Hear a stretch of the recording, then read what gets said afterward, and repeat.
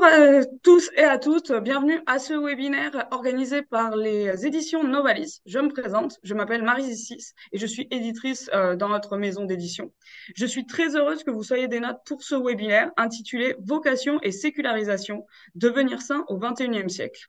Aujourd'hui, vous aurez l'occasion d'assister à une discussion animée par Édouard Chatov, prêtre assomptionniste et auteur du livre Un pèlerin russe au XXIe siècle. Il s'entretiendra avec Romain Sémenou et Guy Guindon au sujet du livre Chemins ouverts, voix de Dieu, comprendre la vocation pour discerner sereinement. Romain Sémenou, l'auteur de Chemins ouverts, voix de Dieu, est aumônier d'étudiants dans le diocèse de Lille et chargé de cours de théologie spirituelle au séminaire d'Orléans. Il a une formation en gestion de ressources humaines, en philosophie et en théologie, et mène désormais des recherches sur l'accompagnement spirituel et la formation des prêtres diocésains en France en vue d'un doctorat en sciences de l'éducation et de la formation.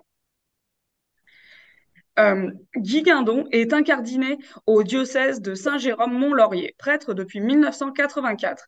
Il a été curé de plusieurs paroisses et est titulaire d'un doctorat en théologie pratique de l'Université de Laval à Québec. En 2007, il joint la compagnie des prêtres de Saint-Sulpice. Il est professeur en théologie pratique pastorale et catéchèse et recteur du grand séminaire de l'archidiocèse de Montréal depuis 2008. Une période de questions suivra cette discussion. Afin de faciliter cette période, je vous encourage à écrire vos questions à n'importe quel moment pendant la discussion dans l'onglet Q&R qui est au bas de votre écran. Je vais les recueillir et c'est moi qui les poserai pour vous lors de la période de questions. J'en profite pour vous informer que les éditions Novalis offrent Chemins ouverts, Voix de Dieu en rabais aux participants et aux participantes du webinaire pour un temps limité. Je vous transmettrai le code promo pour profiter de ce prix spécial à la fin de notre rencontre, ainsi que le numéro de téléphone de notre service à la clientèle, si vous préférez le commander par téléphone plutôt que directement sur notre site Internet. Enfin, sachez que ce webinaire est enregistré. Il pourra donc être visionné et partagé d'ici quelques jours. Sans plus attendre, je cède le micro à Édouard Chatov qui animera cette rencontre. Bon webinaire à toutes et à tous. Bonjour à toutes et à tous. Nous sommes très heureux de nous retrouver dans la compagnie de Romain Semenou et Guy Gandon. Alors, sans trop tarder, on va tout de suite parler du sujet qui nous réunit, vocation et sécularisation. On parlera un peu plus tard quel est le lien avec la sainteté, devenir saint et sainte au XXIe siècle. Et je pense que plusieurs participants et participantes se posent la question, quand on parle de la vocation, de quoi parle-t-on exactement? La vocation, c'est quoi? Romain, voulez-vous nous un peu commencer à expliquer à travers ce questionnement? Quand on parle de la vocation, de quoi parle-t-on? Merci, Edouard. Merci à Novalis pour cette opportunité que vous m'offrez d'échanger sur ces questions qui sont pour moi des préoccupations pastorales et aussi l'objet de mes recherches universitaires. En restant dans la logique de mon livre, je dirais que la vocation, c'est une histoire de relations. C'est la culture d'une proximité. Je m'explique. La vocation fait spontanément penser à un appel. Et quand on comprend la vocation comme un acte d'appel, elle suppose tout au moins, au minimum, un appelant, celui qui adresse l'appel, celui qui a l'initiative de l'appel, et un appelé, celui qui entend l'appel ou à qui l'appel est adressé. Je dis bien au minimum l'appelant, l'appelé, parce que la vocation ne s'inscrit jamais dans une bilatéralité. Elle implique toujours au-delà de deux personnes. Donc, pour dire les choses simplement, dans la perspective chrétienne, la vocation peut se comprendre comme un appel de Dieu à entrer en relation avec lui. L'appelant, c'est Dieu, Dieu qui appelle, qui a l'initiative de l'appel. Et l'appelé, c'est l'humanité tout entière et chaque être humain pris dans son individualité. Donc, pour nous, chrétiens, on peut comprendre la vocation comme un appel que Dieu nous lance à entrer en relation avec lui. Et cet appel que Dieu nous lance n'est pas un événement figé, n'est pas un acte isolé ou bloqué dans le temps, un appel qu'il lance une fois pour de bon. Dieu nous appelle continuellement. Il nous appelle d'abord pour entrer en relation. Il nous appelle pour nous maintenir dans cette relation avec lui. Et il nous appelle pour que nous puissions arriver jusqu'à notre finalité d'être humain, c'est-à-dire ressembler à Dieu. Donc, Roman, oui, Roman, si je vous comprends bien, c'est que quand vous parlez de cet appel, ce n'est pas ce qu'on entend en général, juste l'appel à la vie religieuse, à la vie consacrée, à la vie presbytérale. On parle bien de l'appel d'un sens très large qui vraiment fait discerner une vocation humaine, c'est-à-dire le parcours dans laïque. Est-ce que je vous entends bien? oui, vous me comprenez bien, parce qu'au fond, l'objectif même de ce livre, c'est resituer la vocation. Parce que je pense que le grand problème que nous avons par rapport au discernement, à tout ce qui est question en lien avec la vocation, c'est la conception même de la vocation. C'est-à-dire, tout le monde est à peu près d'accord que la vocation est un appel. La vocation est un appel.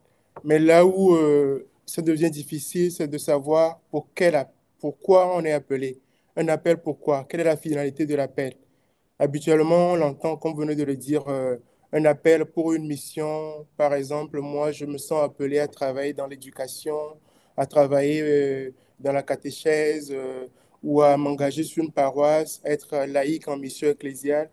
Ou on l'attend aussi souvent comme un appel à une forme de vie. Quelqu'un dira, moi, je me sens appelé à devenir religieuse, je me sens appelé à devenir diacre permanent, je me sens appelé à être dans le mariage. Tout cela, c'est juste. Ou d'une manière plus englobante, on parle de l'appel à la sainteté. Mais quand nous restons à ces niveaux, il y a une dimension de la vocation qui est occultée. C'est la dimension relationnelle. Quand on revient à une vocation comme relation, je pense que ça libère tout le monde et ça permet d'envisager autrement la question de la vocation. D'abord, moi, quand on me dit que je me suis appelé, je comprends alors ma vocation comme une relation. Et là, la personne qui est appelée se sent considérée. C'est-à-dire, je me dis, donc, ce qui est au centre de l'appel, de la vocation, c'est ma personne, c'est mon histoire, c'est ce que je vis. Alors, Dieu qui m'appelle s'intéresse à mon histoire. Ça change tout. Et puis, nous savons qu'en Dieu, il n'y a pas de manque. Ce n'est pas parce que Dieu a un manque qu'il a besoin de nous, qu'il nous appelle pour nous envoyer en mission. C'est d'abord qu'il nous aime. C'est pour ça qu'il appelle.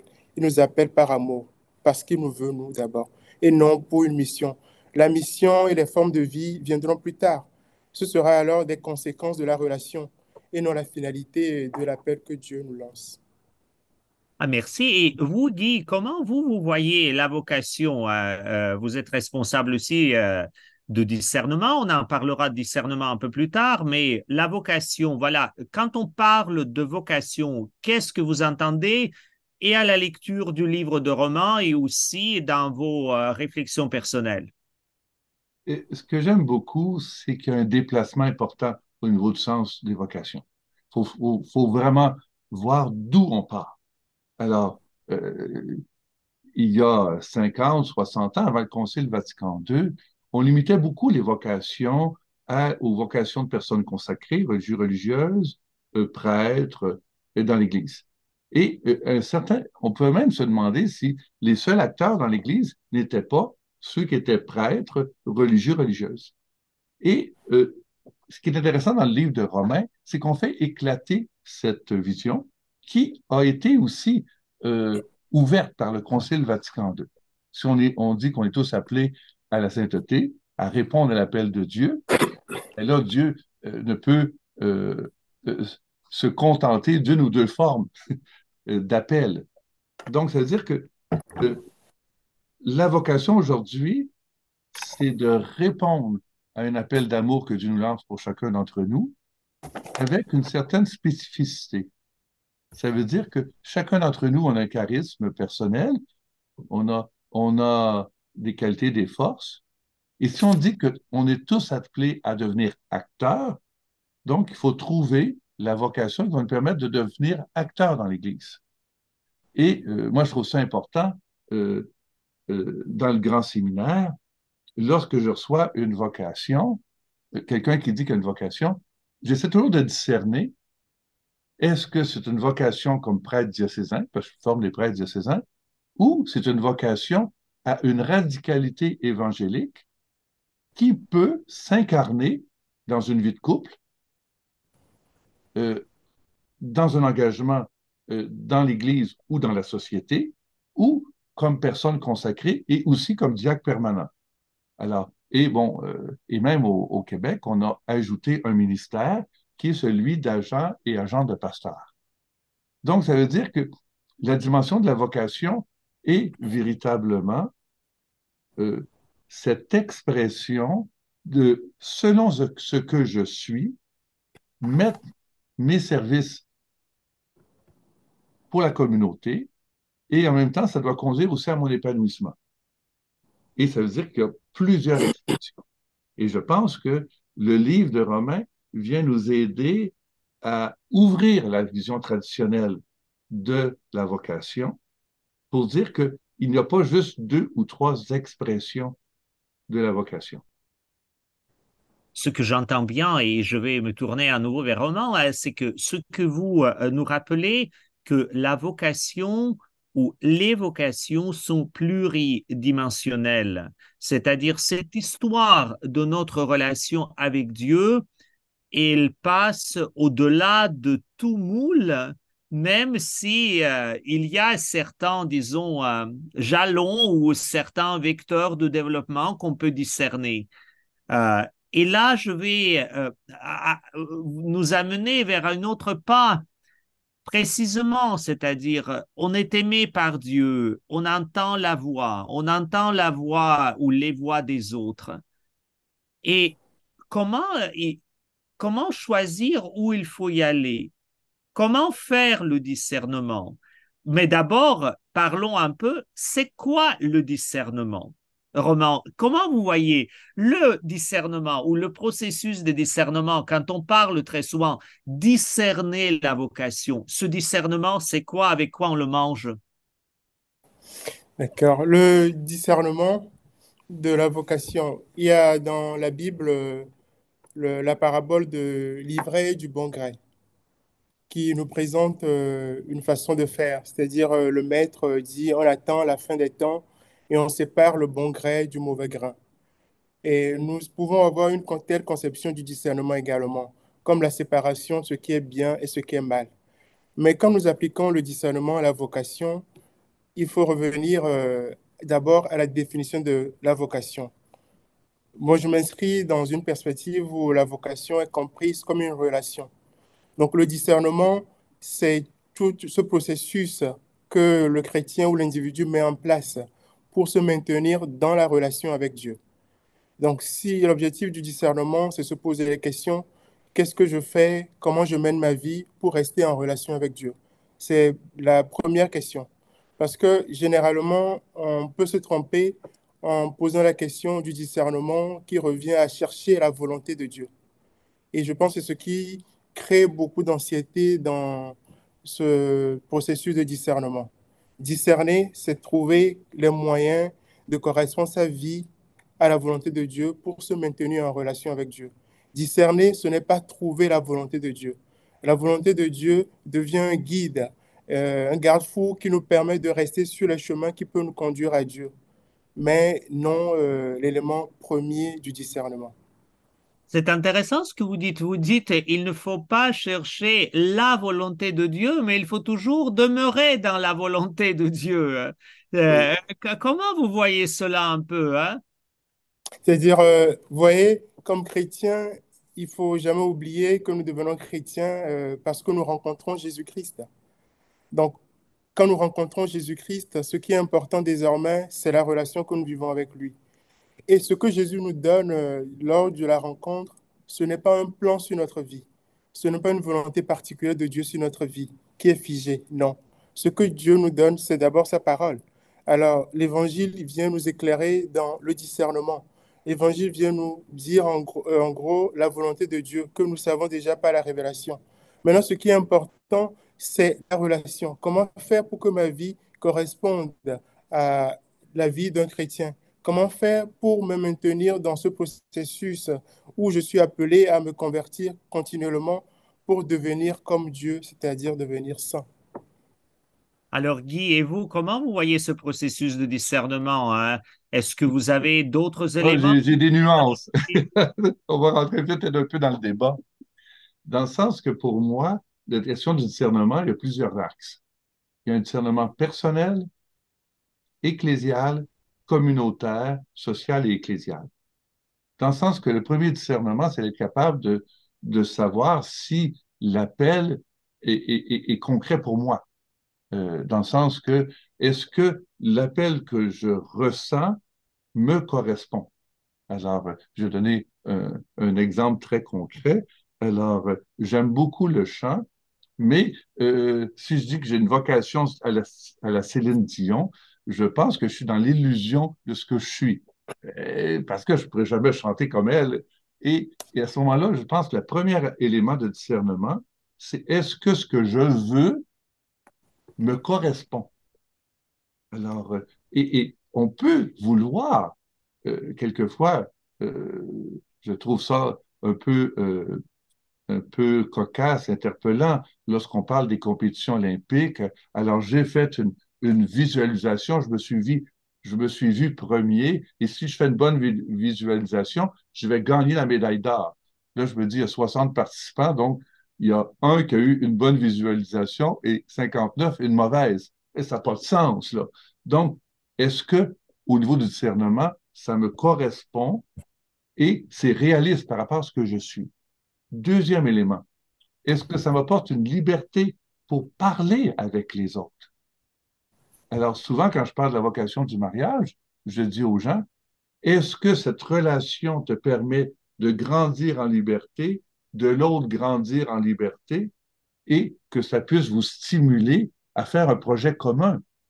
S'il n'y a plus de liberté entre vous deux, ce n'est pas une vocation.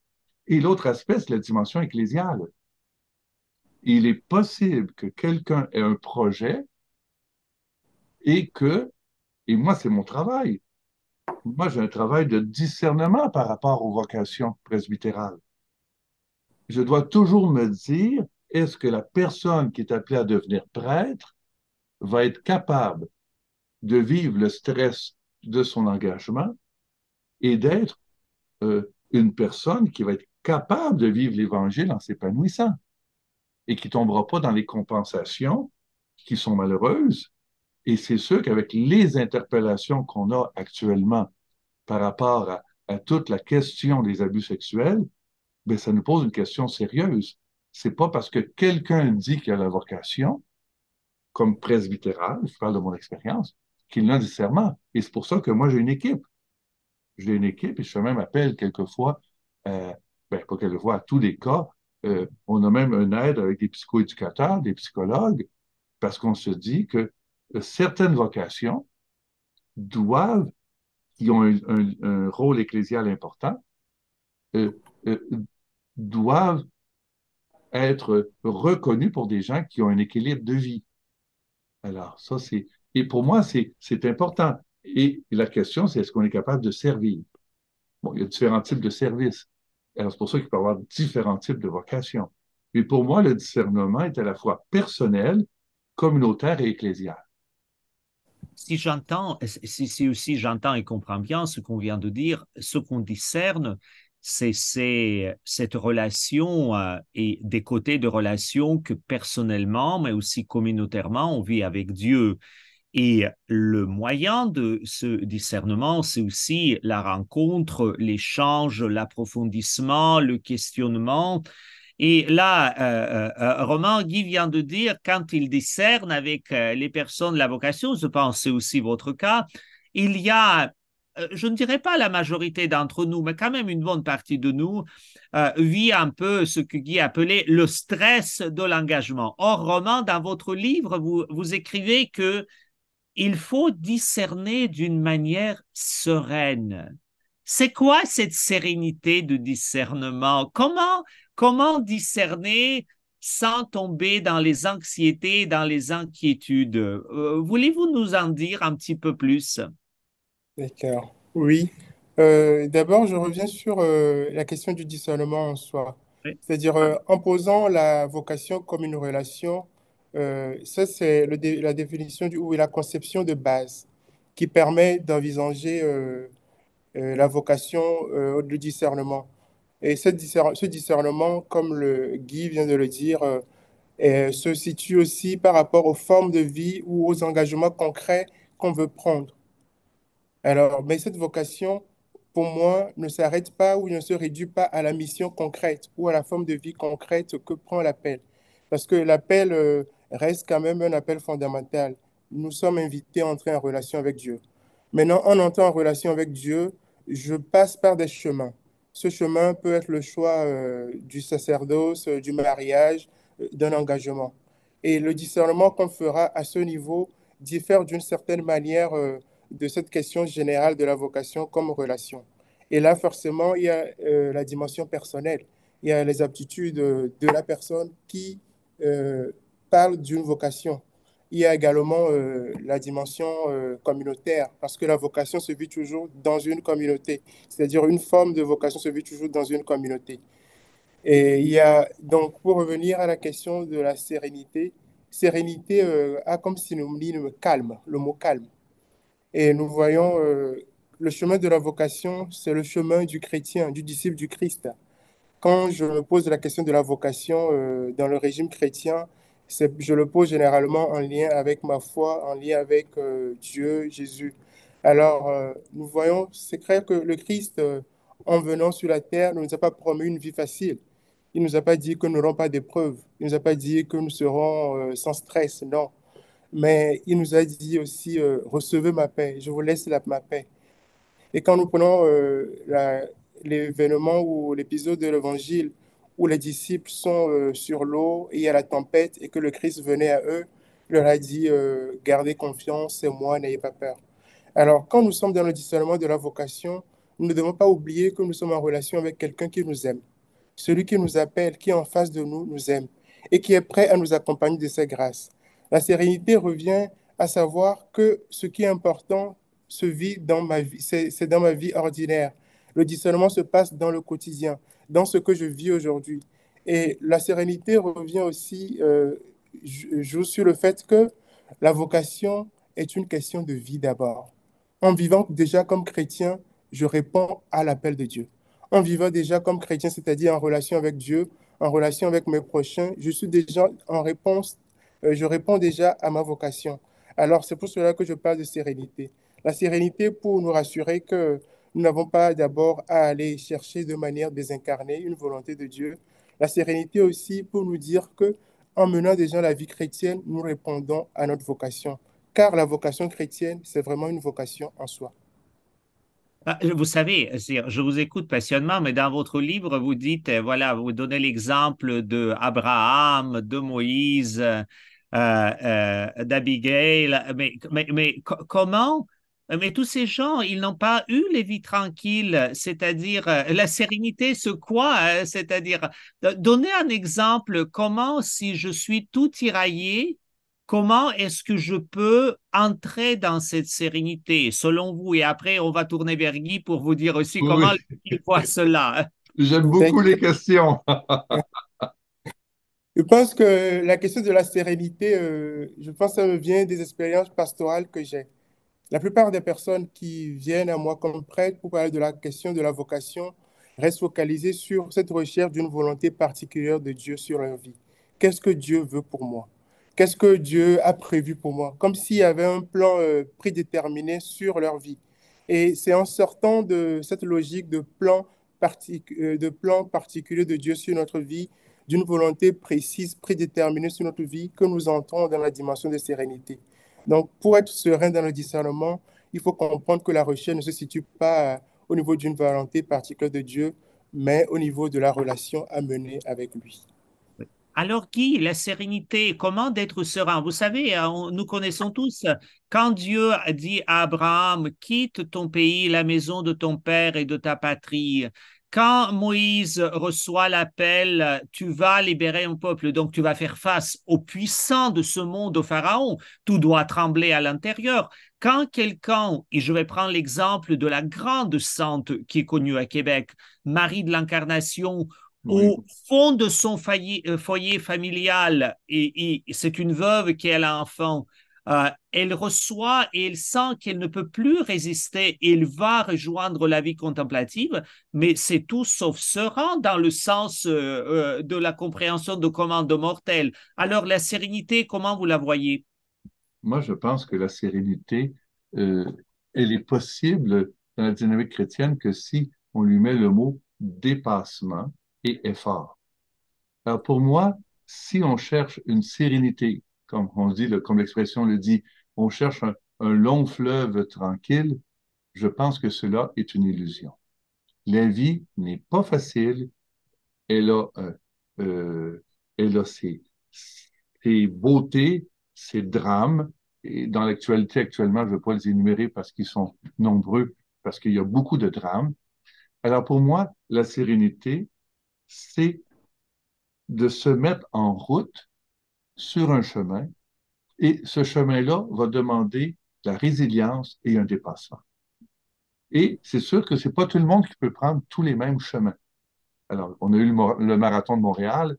Il y avait des courses pour 1 kilomètre, 5 kilomètres, 10 kilomètres, demi-marathon et marathon. Donc, il est important de savoir que pour une personne, courir 1 kilomètre peut être un exploit plus grand que celui qui arrive premier au marathon, selon ses conditions. Alors ça, si une personne de 100 ans décide de marcher 1 kilomètre pendant un marathon, je trouve ça extraordinaire. Alors ça, c'est exceptionnel. Et la question du dépassement est importante, dans le sens que, Oui, euh, allez-y. et si on s'occupe d'un jardin euh, et qu'on veut récolter des fruits et des légumes, bon, c'est beau le printemps, on plante, mais il faudra s'occuper des mauvaises herbes, enlever les prédateurs, et c'est sûr que avec les efforts, on aura finalement une récolte. La sérénité, c'est de croire que les efforts que je fais vont produire des fruits. Mais Oui, et je pense aussi ce que vous dites, en tout cas ce que j'entends, hein, c'est qu'il ne faut pas se comparer. non, C'est précisément produire ses propres fruits, mais sans se comparer. Quand vous avez fait cet exemple de marathon à 1 kilomètre ou à 42 kilomètres. Et aussi, il y a un autre aspect que j'ai entendu de vous deux. Comment vous allez réfléchir, Guy? Je vais vous poser question à vous d'abord et après, Roman, vous continuez. Quelle est la place de la patience dans cette sérénité? moi, je pense qu'il est essentiel. Euh, Actuellement, la formation des prêtres dure 8 ans. Alors, à un moment donné, j'avais dit, bon, c'était 96 mois. Et je me souviens, j'ai deux candidats qui ont été ordonnés récemment. Et c'est la question qui m'a dit, c'est beaucoup trop long. C'est dit, vous allez voir que ça va passer vite. Et ils ont accepté d'être dans le processus et ils ont accepté, et ça c'est très bien souligné dans le livre de Romains, que la vocation, c'est une dynamisme et c'est complémentaire à ce qu'écrit aussi Amadeo Cencini, que dans toute vocation, pour atteindre la sérénité, il est important d'avoir cette attitude d'apprendre à apprendre. Si j'ai une vocation, une relation avec Dieu, c'est parce que je me mets dans une dynamique d'apprentissage permanente. Je ne suis jamais arrivé à tout savoir, à tout vivre. Je suis dans une dynamique d'apprentissage. Et c'est ça qui va m'apporter la sérénité. Et l'apprentissage demande des efforts. Parce que finalement, être dans une dynamique vocationnelle, c'est d'être dans une dynamique prophétique. Je vais contester la dynamique de production à tout prix de notre société et aussi, je vais contester que je peux arriver à un bonheur sans effort. Et ça, c'est des éléments essentiels. Le livre de Romains, dans un élément, dans plusieurs de ses bases, est prophétique parce qu'il remet en cause cette instantanéité qu'on veut avoir. Moi, j'ai des candidats qui m'arrivent et ils disent, pour toutes les vocations, là, C'est la même chose pour des couples qui nous arrivent, puis ils veulent se marier en disant, ben, moi, chez tout, j'ai pas besoin de préparation. Plus les gens me disent qu'ils savent tout, plus ils me disent qu'ils connaissent tout, plus j'ai peur. Alors, Roman, comment vous voyez cela? La patience, le dynamique, l'apprentissage, comment tout ça, ça s'articule dans vos réflexions et dans votre vie? Je pense que Guy l'a si bien relevé. La question de la vocation se situe dans une permanence, dans un cheminement permanent. C'est un processus qui commence et qui englobe toute notre vie. C'est quand on pense que la question de la vocation doit se solder rapidement, après quelques années ou à un instant ou par un événement, qu'on se trompe. Alors la patience, c'est entrer dans la vocation, dans cette relation avec Dieu, en sachant que ce n'est pas pour une année, ce n'est pas pour une partie de ma vie, mais c'est pour toute ma vie. Et c'est ça qui aide aussi à pouvoir accepter les difficultés qui viennent et à consentir au sacrifice que demande tout cheminement vocationnel. Oh, vous parlez de sacrifices. Alors, c'est quoi les sacrifices de cheminement vocationnel, en plus pour rester en sérénité, hein? Donnez-nous un exemple. Ben, c'est simple. Si on dit que la vocation est une relation avec Dieu, est-ce que je prends du temps quotidiennement pour lui parler? Ça, Donc, c'est, vous parlez bien de la prière et du temps de recueillement. oui, de la prière sous deux formes. Oui. Alors, j'aime beaucoup la question bon, je suis sulpicien de l'École française de spiritualité, donc la question de l'oraison, comme on est d'origine carmélitaine, c'est très important. Mais je pense aussi à tous les gens qui sont confrontés à la vie active. Mhm. Alors, pour moi, la relation à Dieu peut se vivre autant par le chemin de la prière que je trouve essentiel, et le deuxième essentiel, c'est par l'amour du frère. Mhm. Dans le sens que pour moi, quand je pense, j'ai toujours cette image. Bon, je viens d'une famille nombreuse, alors euh, quand je vois des parents qui s'occupent des enfants qui arrivent et qui doivent se réveiller à tous les 2 heures pour la nuit pour s'occuper des enfants, je pense que cet amour-là, s'il est vécu dans une dynamique euh, de rencontre avec Dieu, peut conduire aussi à une qualité de relation avec Dieu aussi grande que l'oraison. Et ça, c'est important. Et même dans les difficultés, si on apprend à aimer dans les difficultés, parce que euh, la souffrance n'a de sens que si elle devient une école d'amour, parce que la souffrance est un mal qu'il faut éviter, mais quand elle arrive, elle est inévitable. On est dans un monde limité qui est tout cassé. Donc, si on est capable d'aimer, tout en étant dans une dynamique dynamique et non pas fataliste, ça peut être aussi une occasion de rencontrer Dieu.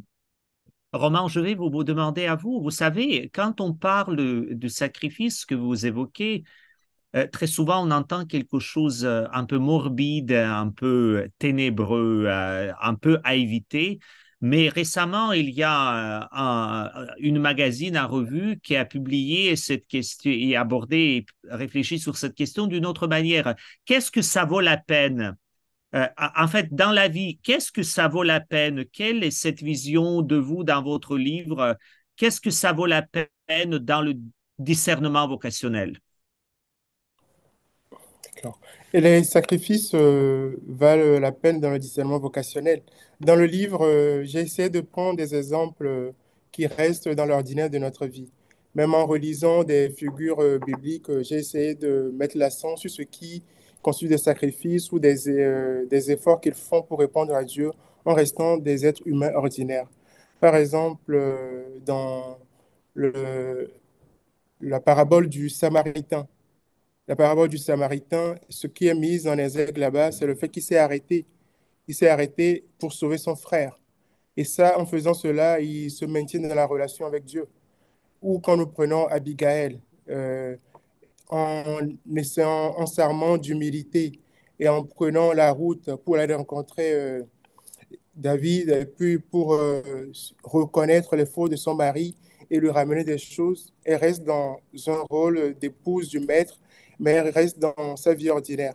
Donc, il ne s'agit pas de sacrifice forcément exceptionnel comme partir au bout du monde, comme non, mais dans l'ordinaire de notre vie, dans notre vie quotidienne, tout ce que nous faisons, en nous rappelant que nous sommes aimés par Dieu et qu'il nous demande aussi de nous aimer les uns les autres, qu'on suit des sacrifices déjà qui entrent dans la réponse à notre vocation. Ce que j'entends dans ce que vous dites tous les deux, c'est qu'en fait, c'est le don de soi généreux, désintéressé et dans toute simplicité de vie ordinaire. Le temps court, alors on va aller vers la dernière question que j'aimerais bien vous demander tous les deux avant qu'on s'entretienne avec les participants et participantes. Vous savez, on a parlé beaucoup de relations avec Dieu, de relations avec le temps de discerner quelle est la volonté de Dieu pour la vivre au quotidien et sans l'absolutiser. Mais dans le contexte de société d'aujourd'hui, et le webinaire porte bien le titre La sécularisation, où cette présence de Dieu, ou la figure de Dieu, les contours de Dieu sont de plus en plus absents ou non reconnus. Comment vous voyez, quelles pistes de discernement vous pourriez donner pour le discernement vocationnel dans cette société qui est nos croyants, agnostiques? Quelle sera aussi la différence entre la posture croyante et agnostique? Parce que je pense que pour plusieurs de nos participants et participantes, ce n'est pas juste une question théorique. Comment avancer dans ce discernement, dans ce contexte compliqué? Roman, voulez-vous commencer? D'accord. C'est vrai que quand nous parlons de la vocation et surtout quand nous la définissons en lien avec Dieu, ça pose un contexte de croyants, de chrétiens ou de personnes qui veulent être en relation avec Dieu. Et quand on tient ce même discours avec des gens qui se disent non-croyants, cela ne peut pas passer. Mais il faut savoir que la question de la vocation a un lien très fort avec la question du bonheur. Et aujourd'hui, je pense que les personnes soient des croyants ou des non-croyants, nous nous rejoignons tous sur la question du bonheur. Toute personne bien constituée a envie d'être heureuse et a envie de donner du bonheur aussi autour de lui. Alors, la question du discernement de la vocation amène aussi la question du bonheur. Alors, comment être heureux? Comment se maintenir comment être heureux? Qu'est-ce que le bonheur? Parce que quand on n'est pas clair sur ce que soi-même on appelle bonheur, quand on n'est pas clair sur pourquoi on choisit telle chose et au lieu de telle autre, on ne peut jamais atteindre le bonheur. Donc moi, je pense que pour entrer en dialogue avec des personnes qui se disent non-croyantes, ce qui est important, c'est de montrer le lien entre la question du bonheur et de la vocation. Et aujourd'hui aussi, quand nous définissons la vocation comme une relation, nous sommes dans un monde où la relation, les réseaux sont presque sacralisés. Tout le temps que les gens mettent sur les réseaux sociaux, toute cette volonté d'entrer en relation permanente avec les gens peut nous inviter ou peut inviter les personnes qui excluent Dieu dans leur existence à réfléchir sur ces relations qui mènent. Et dans le livre aussi, il y a une partie où j'aborde la question du discernement en lien avec la vie professionnelle ou ces personnes qui pourront se dire, moi, bon, l'appel de Dieu, ça ne m'intéresse pas. Nous tous, à un moment, on se pose au moins la question de la vie professionnelle qui peut nous ramener à l'essentiel qui est être avec Dieu. Guy, comment vous voyez cette question dans nos sociétés qui sont difficiles de temps en temps à aborder la question de Dieu, mais en même temps, comme dit Roman, c'est vrai, les questions de la profession, la vocation professionnelle, la vocation relationnelle au point de vue avec qui je construis ma vie et au point de vue personnel, mais aussi communautaire. Comment vous voyez que cette réflexion que Roman a fait peut nous aider ou nous outiller dans cette relation avec le monde sécularisé? Moi, je dirais que, premièrement, il y a plusieurs chemins. Et ça, je crois qu'à chaque fois qu'on a dit qu'il n'y avait qu'un chemin, c'est déjà euh, une fausseté. Donc, ça veut dire qu'il y a plusieurs chemins. C'est sûr, évidemment, que je vais privilégier par ma propre posture de dire que le chemin avec la dimension croyante de Jésus-Christ est un chemin qui est balisé, qui a de l'expérience et qui peut conduire au bonheur. Mais dans mon ministère, j'ai rencontré des gens qui étaient souvent agnostiques, athées, et qui eux aussi avaient une recherche de bonheur. Alors, sur lesquels on était capable de s'entendre sur deux ou trois éléments. L'épanouissement personnel avec l'épanouissement social et communautaire. Bon, la dimension spirituelle, il n'y avait pas d'accord, mais il y avait juste ces trois points communs. On pouvait faire route ensemble. Mais ce qui est le plus difficile dans ce dialogue-là, c'est d'être capable d'accepter qu'on soit différent.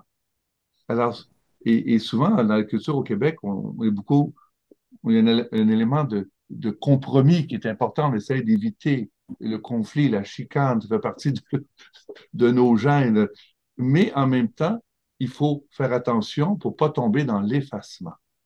Parce que lorsqu'on tombe dans l'effacement, on tombe dans une dynamique d'aliénation.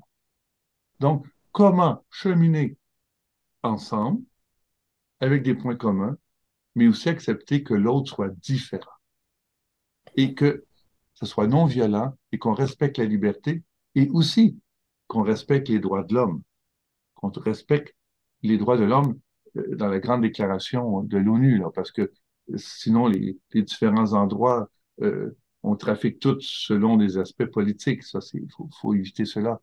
Mais, et aussi de garder la question de la conscience. Surtout dans une polarisation des idéologies actuellement, où ça va dans les extrêmes, il est important d'avoir des points de discernement qui vont nous permettre de cheminer ensemble. Et si on n'a pas ces points de discernement, du respect de la personne humaine, du respect de la vie, du respect aussi de la vie sociale, je pense, et surtout de la liberté religieuse. Actuellement, la question de la liberté religieuse, c'est de pas d'imposer ma foi à un autre et que l'autre n'impose pas sa foi à moi non plus. Et je mets là-dedans aussi l'athéisme. L'athéisme devient aujourd'hui comme un genre de religion et qui peut devenir oppressant dans certains moments. Donc, ce que j'entends bien, c'est que dans ces romans, je pense, c'est aussi bien dit dans votre livre que le discernement, la vocation et les chemins de discernement, de vocation, ce sont les chemins ouverts, ce sont les voies de Dieu où nous sommes toutes et tous appelés au dialogue, à l'écoute mutuelle, à l'interpellation mutuelle. Et donc, pour cela, notre conversation à trois va s'arrêter en ce moment et on va passer au dialogue, à la rencontre des participants et participantes qui déjà ont posé une question et j'espère qu'ils vont poser d'autres questions qui vont arriver. Et c'est Marie Zizis qui va nous guider à partir de ce temps de questions et de conversation. Merci, Père Chatov. Comme vous l'avez dit, c'est maintenant la période des questions. Je vous rappelle que vous pouvez continuer à poser des questions dans l'onglet Q&A au bas de votre écran pendant toute la période, il n'y a pas de souci. La première question nous vient de Madame Pauline Leduc qui dit la chose suivante. Il y a tellement de prophètes qui n'avaient pas le sens d'avoir des aptitudes pour réaliser l'appel de Dieu. Alors, est-ce qu'ils n'avaient pas de vocation? Ah non, Alors, d'abord, Romain, voulez-vous répondre et après Guy? oui. Alors, je pense que la question des aptitudes peut se poser par rapport à la forme de la réponse. C'est-à-dire, nous sommes tous appelés par Dieu. Maintenant, pour répondre à cet appel, il faut choisir un chemin. Alors, il faut choisir le chemin qui nous correspond. Et c'est là qu'on pose la question des aptitudes.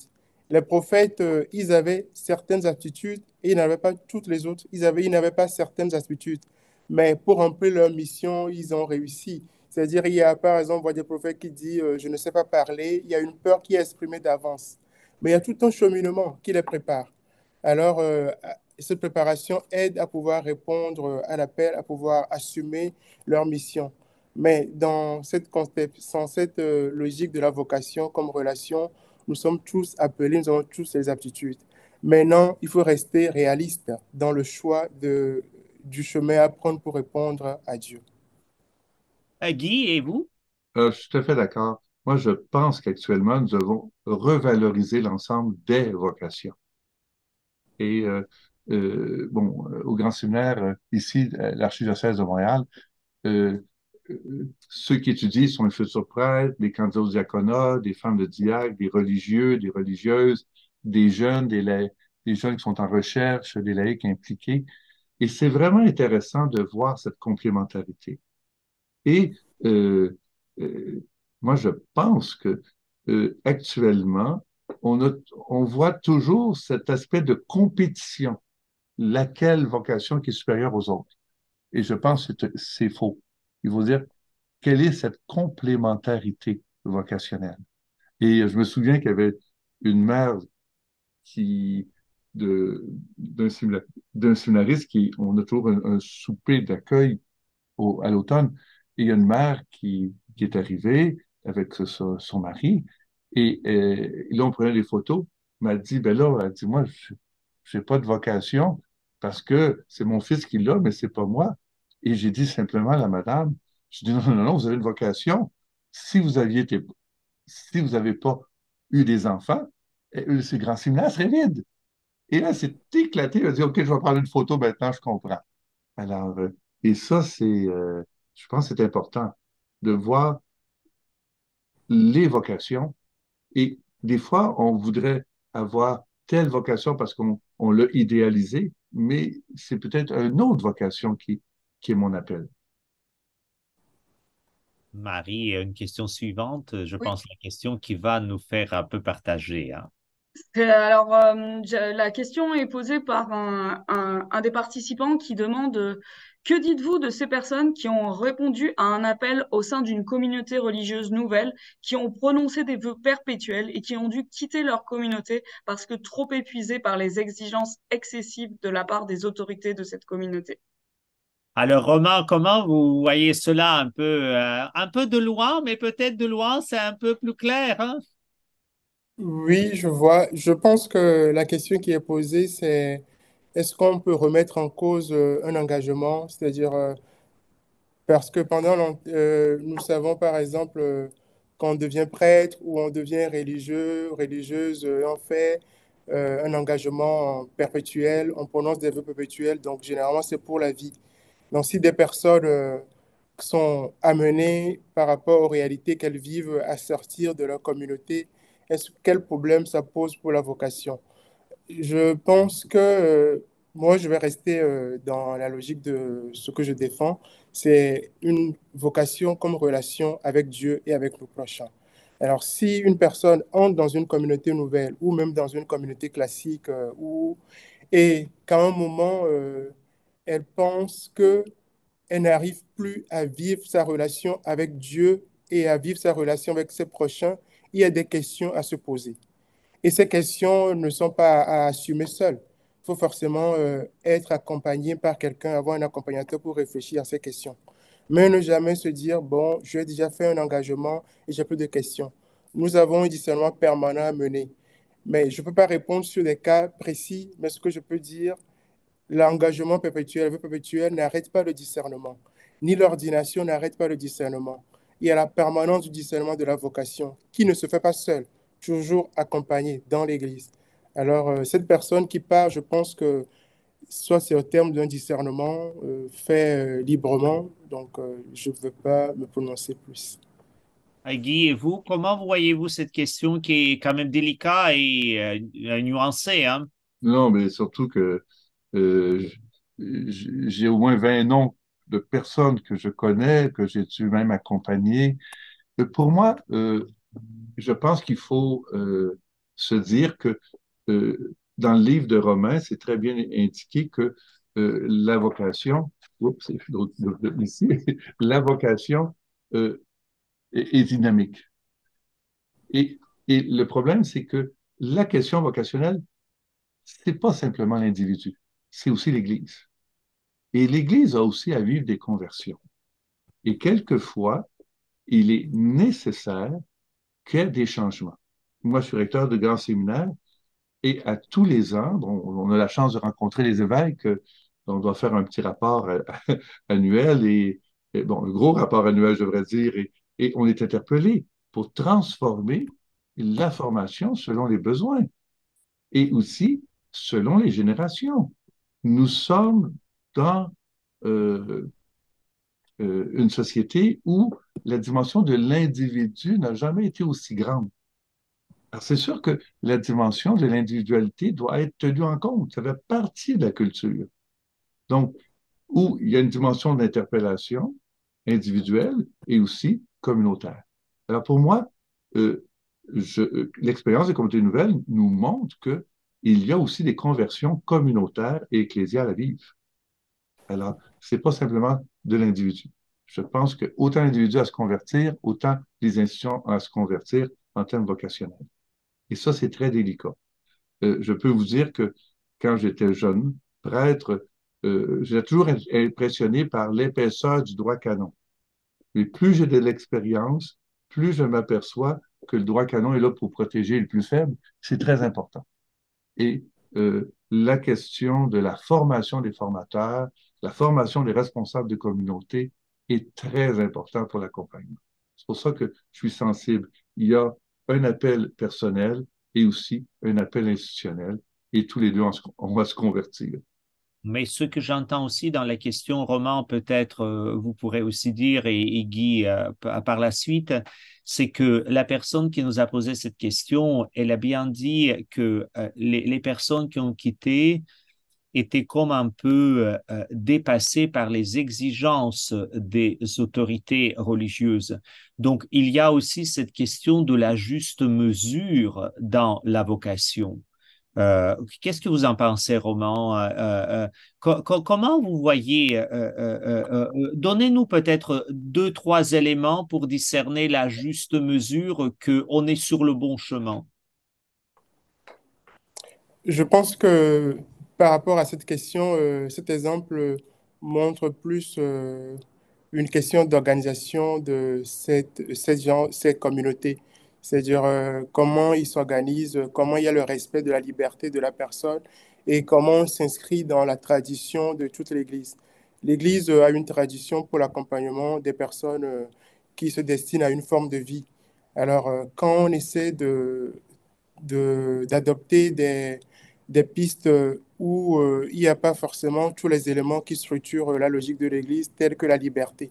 Dans la réponse à la vocation, il y a la liberté qui est essentielle. Alors, si des gens sont dans une communauté et ces personnes ne se sentent pas libres, il y a un problème déjà. Donc, le problème n'est même plus au niveau de la vocation, du discernement de la vocation. C'est un problème institutionnel. Si tout n'est pas mis en place pour garantir la liberté, si les personnes qui ont l'autorité n'ont pas été initiées à la juste utilisation de l'autorité, la vocation ne peut pas fleurir dans cet environnement. Et Donc, Guy, forcément, Et moi, je pense qu'il est important de toujours calculer ce qu'on demande. Je dis souvent, je fais de l'accompagnement de stage et je dis toujours aux séminaristes, euh, il faut que tu calcules le temps de préparation. Ça fait partie. Alors, si tu as un horaire continuellement chargé et que tu as des réunions les unes après les autres, tu n'as pas le temps de lire, de préparer, c'est qu'il y a trop de choses. Et c'est sûr que dans un contexte, euh, dans le monde occidental, de pénurie vocationnelle, euh, il est vraiment important, quelquefois, de faire l'exercice de calculer tout ce qu'on nous demande. Et, et je dois dire que je le vois dans la région de Montréal, même dans le Canada francophone, que je pourrais dire, même au niveau des communautés culturelles à Montréal, on demande souvent à des gens qui sont engagés en Église, autant aux agents pastorales qu'aux prêtres, aux diacres, religieux, religieuses. Euh, des fois, c'est trop. Et on a de la difficulté à choisir.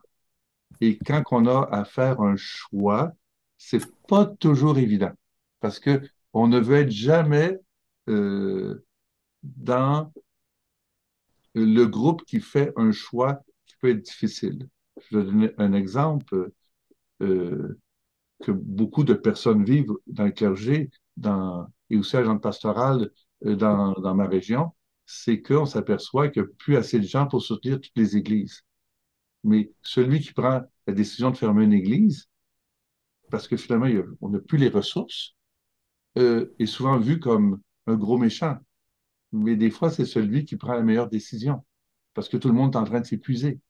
Alors, Alors, donc, c'est pas évident de prendre ces décisions difficiles parce qu'on veut toujours tout garder, on accumule tout, on veut faire des choses nouvelles, mais en gardant tout, les attitudes, les activités du passé, c'est impossible. Donc, si on veut aller vers une nouveauté, s'adapter au monde contemporain, on va être obligé de faire des choix et abandonner des activités et des projets pour en prendre d'autres. Marie, tu vas faire les choix pour nous poser des dernières questions, hein? Il nous reste 2 questions. Vous avez 5 minutes pour y répondre aux deux. La première nous vient de Roger Bédard qui nous demande si les époux Martin ne nous donnent-ils pas une vocation différente qui les a menés au bonheur. Donc, c'est une question rapide. Moi, je suis très content et j'espère que l'Église va canoniser beaucoup de couples mariés. On parle bien de lui, Zélie Martin, c'est-à-dire les parents de Sainte Thérèse de l'Enfant Jésus, Jésus, oui. que l'Église va donner un exemple un peu de la vocation familiale épanouie, qui est aussi une vocation en soi. Effectivement, je suis d'accord aussi comme Guy, hein, c'est un modèle de vocation qui a été mis en lumière et qui permet de sortir de la sacralisation de certaines formes, quoi. Merci beaucoup. Il nous reste une question qui est posée par Amivi Olmatsi. Je suis vraiment désolée pour la façon de prononcer C'est une votre très nom. bonne question.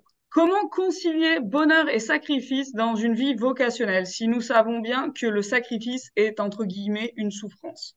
La question, c'est de savoir est-ce que le sacrifice est raisonnable? Est-ce que le sacrifice est, comment je pourrais dire, est conforme aux exigences de l'Évangile et des droits humains? Si on demande euh, de dire tout simplement à une vie de famille, bon, on va essayer de faire une prière le matin et le soir de 3 ou 5 minutes avec les enfants, je trouve ça, et que c'est un sacrifice de le faire, mais il faut que ce soit raisonnable. On ne demandera pas à une famille avec plusieurs enfants de faire une oraison de 45 minutes, 1 heure en silence. Ça n'a aucun sens. Là, il faut que le sacrifice soit raisonnable et qu'il soit aussi dans une ligne de développement, de dépassement d'efforts, mais qui soit raisonnable. Alors, Roman, la réponse à cette question? Rapidement, je suis d'accord avec Guy et je pense que le sacrifice aussi, surtout dans le contexte de vocation d'église, doit respecter la dignité de la personne, respecter la dignité et permettre à la personne aussi de s'épanouir parce que nous ne sommes pas dans du dolorisme. Le sacrifice, c'est pour que nous devenions meilleurs et non pour nous anéantir. Alors moi, je vous remercie pour cette conversation et ce livre, Chemin ouvert, Voix de Dieu, écrit par Romain Semenoux. C'est une belle invitation à la réflexion, non pas pour trouver la réponse ou les réponses définitives, comme trouver la volonté de Dieu, mais c'est une invitation précisément à faire un chemin et un peu approfondir cette question vocationnelle et aller plus loin et dans le discernement de notre propre vocation et peut-être pour discerner avec les autres la vocation communautaire ou cheminer avec d'autres personnes. Pour ma part, un grand merci à vous deux, à Roman et Guy. C'était un plaisir et je pense les participants et participantes aussi ont apprécié cette rencontre et ça leur a donné le goût de lire le livre de Roman. Malheureusement, notre séance tire à sa fin. Si vous le souhaitez, vous pouvez m'envoyer vos questions par courriel dans les prochains jours. Je viens de la mettre dans la boîte de clavardage. Je viens de mettre mon adresse dans la boîte de clavardage et je les transmettrai à Romain Semenoux et à Guy Guindon pour qu'ils y répondent. En conclusion, je voudrais moi aussi remercier une dernière fois Romain Semenoux et Guy Guindon d'avoir accepté de discuter de ce sujet passionnant, ainsi que Édouard Chadoff pour son animation et ses questions qui sont toujours excellentes. Je vous rappelle que Novalis vous offre un 25% de promotion à l'achat du livre Chemins ouverts, Voix de Dieu. J'ai également mis le code promotionnel dans la boîte de clavardage. Vous pouvez le commander directement sur notre site internet ou bien appeler notre service à la clientèle du lundi au vendredi entre 8h30 et 17h. Il y a les numéros de téléphone également. Et enfin, on vous enverra ce code promo dans un courriel dans le courant de la semaine également. Vous avez jusqu'au 1er novembre inclusivement pour en profiter. Finalement, merci à vous tous, les participants et les participantes. J'espère que vous avez apprécié ce webinaire. Au nom de l'équipe Novalis, je vous remercie encore et je vous souhaite une excellente journée.